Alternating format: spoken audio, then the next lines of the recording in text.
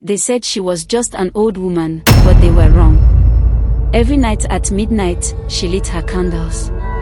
Every night, strange symbols glowed on her floor. And every night, she called them the goblins. They obeyed her every word. They destroyed crops. They broke into homes. They whispered lies until neighbors turned against each other. The village lived in fear. But one night, her goblins brought back something they should never have touched. Her own son.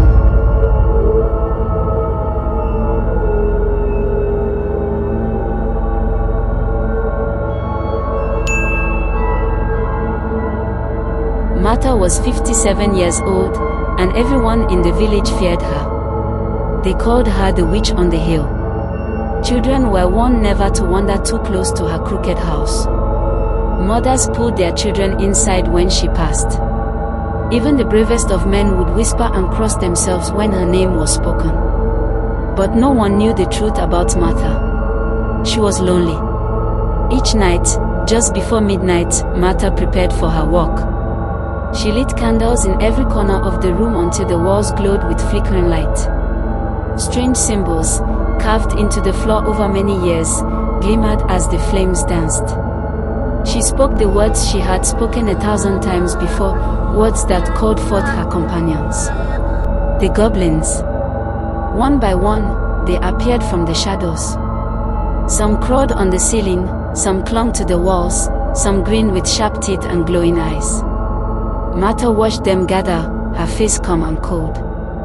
"Go," she said softly, and the goblins scattered into the night. In the village below, they would do what they always did, break things, whisper lies into people's ears, steal what little food they had, and turn friends into enemies. And when their work was done, they would return before dawn, laughing and screeching about the misery they had caused. But when the candles were blown out and the goblins disappeared, Martha was alone again. She sat by her fireplace and stared at the single picture frame on the mantelpiece, the picture of a smiling boy with brown hair and bright eyes. Her son, William, her only child. She hadn't seen him since he was 20. He had left the village after an argument with her, vowing never to return. She had raised him alone, but her bitterness and anger had driven him away. "Where are you, William?" she whispered to the photograph. "Do you hate me as much as they do?" No answer ever came. The days passed, the nights bled together, and Martha's heart grew heavier. Then, one stormy night, something changed. As the clock struck midnight, the goblins came as usual. They danced and hissed, waiting for Martha to give a command. She sent them out like always, her voice flat, her heart aching. But hours later, they returned early. And this time, something was wrong. They were louder, wilder, almost excited. One of the smaller goblins, the boldest one, carried something in its claws. A torn jacket. Martha's eyes narrowed. She snatched it away, holding it close to the light. Her heart dropped into her stomach. She knew this jacket. She had mended it years ago. It belonged to William. Her hands began to shake. "What have you done?" she asked, her voice trembling. The goblins only laughed, their shrill voices echoing through the house. "Your son is ours now," the bold goblin hissed. "No," Martha stepped back, her breath quickening. "I never told you to touch him. He was never part of this." But the goblins only grinned, their sharp teeth glinting in the candlelight. Then she heard it, a low growl from outside. Her blood turned to ice. Slowly, she turned toward the door. A shadow moved beyond it, large, hulking, dangerous. Before she could move, the door burst open. Standing there in the rain was a wolf. But its eyes, its glowing, human-like eyes, stopped her heart. "William," she whispered. The wolf leapt forward.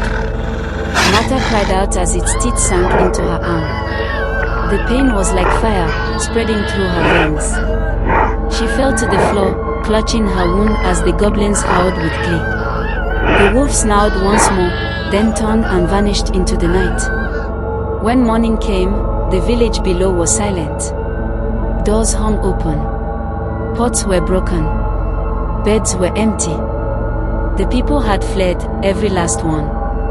And from the hilltop, Martha could hear them, her goblins. But they were no longer hers.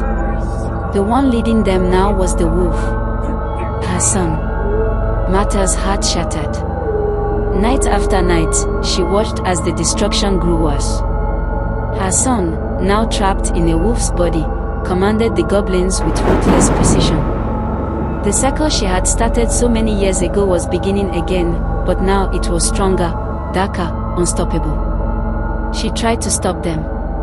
She tried to call the goblins back to her. But they only laughed and vanished into the night. Alone in her crumbling house, Martha wept. "I only wanted to be loved," she whispered, clutching William's torn jacket to her chest. But the hills gave her no answer. And as the moon rose high over the empty valley, she heard it again, the howling of the wolf. Her son's cry. A cry that told her the nightmare had only just begun.